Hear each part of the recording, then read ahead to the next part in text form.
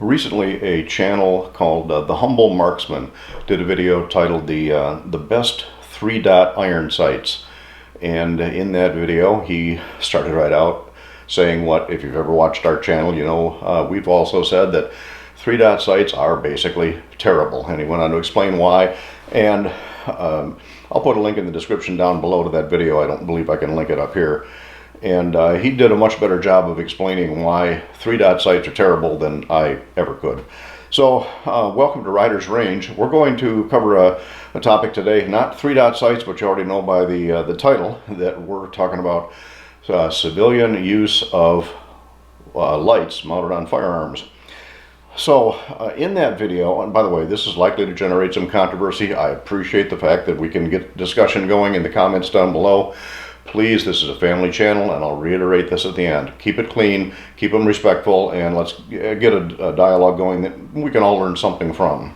Now, he mentioned the use in that video of what he called a weapon-mounted light. First of all, I take issue with the term weapon-mounted light. I'll have to do a whole different video explaining why I don't like that term. In fact, I don't like referring to what we carry as weapons in the first place. They are firearms. We'll save that discussion for another time. So again, I'm sure that that'll generate some controversy in and of itself. I posted a comment in response to his video about the fact that I really can't support civilian use of lights mounted on firearms. And let me explain that. And again, controversial subject, I know. During all of my time as a police officer, we didn't have lights mounted on our duty firearms, whether it's handgun, long gun, anything. I retired, oh my gosh, 8 years ago, and things have changed obviously in that time. We did have extensive training in the use of flashlights while using our primary firearms, and that was really the best we could do at the time. As a police officer, I had numerous occasions where I pointed my firearm at people. Often, those people didn't end up being arrested, but I had legitimate reason at the time to use that firearm in a defensive measure for me and as performance of my duties. So police use of firearm mounted lights, military use of lights mounted on firearms, perfectly legitimate. I certainly understand the use of that. But for civilians, a little different issue. If somebody is in my house and has already broken in, they've gotten past the alarm system, they've gotten past the security, they've gotten past the dog and whatever else, then first of all, that hopefully all that will wake me up. But if somebody's actually in my house, then I will have a right to point a firearm at them.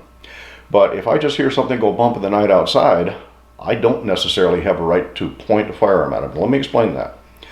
It was a while back in this community where, without getting into all the details, there was the reason for law enforcement to respond to a house. They knocked on the door, didn't get any response, but that woke up the resident, and he heard noises outside. So he went to investigate, and he had a light mounted on his pistol.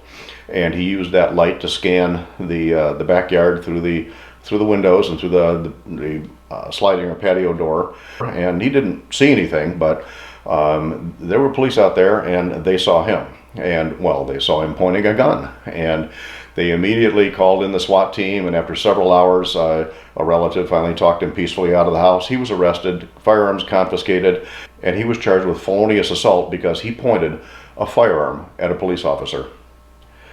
Granted, he was using his light. He wasn't using the firearm in a defensive means at that point. He was using it using the light to illuminate what was going on. From the police perspective, they had a gun pointed at them. Not a good thing. So ultimately there was a plea deal arranged, but he now has a criminal conviction on his record because he pointed a gun at a police officer. That gun just happened to have a light on it. A little different situation between civilians and police, and again, for that reason and that reason alone, I won't have a light mounted on my firearm. Again, inside the house, if somebody gets past all the defenses, then perfectly legitimate, but you can't pick and choose if the light's either mounted on your gun or it's not mounted on your gun. If it is mounted on your gun, you still want to have a flashlight, handheld flashlight, to scan outside to do your illumination. And I always carry a decent handheld flashlight. In this case, I've always got a Phoenix PD-35 on my belt, and I've also got one sitting on the nightstand. And if I'm going to illuminate anything, I'm going to illuminate that with my handheld flashlight with my firearm down where it really can't be seen. If I need to bring it up defensively, I can do it. But I'm not going to be scanning the area with a firearm that has a light mounted on it.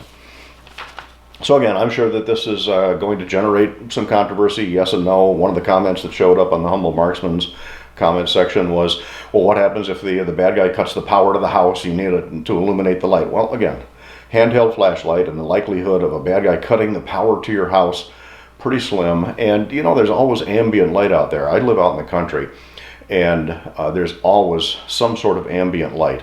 I can still see my way around fairly well inside. I still will use a light to shine what's outside. So to me, the only legitimate use of a light mounted on the firearm is, as the Humble Marksman explained, with a polymer frame gun. It gives a little extra weight and balance to the front, theoretically reduces recoil a little bit, makes a light gun just a little bit more manageable.